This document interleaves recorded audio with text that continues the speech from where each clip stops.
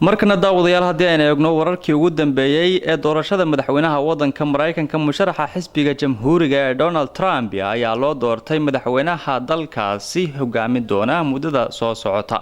Trump ayaa xilka kala wareegi doona madaxweynaha wadanka Mareykanka ee xilligan waqtigiisu dhamaaday Barack Obama kadib markii uu Hillary Clinton uga guuleystay doorashada madaxweynaha ee wadanka Mareykanka codad gaaraya 276 cod. Guusha Trump ayaa loo arkaa mid taariikhi ah waxayna ka fajacisay dad badan oo filayay in Hillary Clinton ay guuleysan doonto maadaama uu ku cusub yahay siyaasadda isla markaana lagu bartay hadallo qalafsan oo ka careysiya dad badan oo Mareykanka ku nool.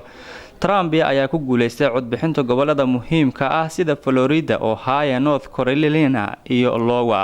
Taageerayaasha musharaxa Donald Trump ayaa dabaaldegyo kala duwan waxa ay xilligani ka dhigayaan qaybo badan oo kamid ah wadanka Mareykanka halka xarunta ololaha doorashada Clinton ay murugo ka muuqato.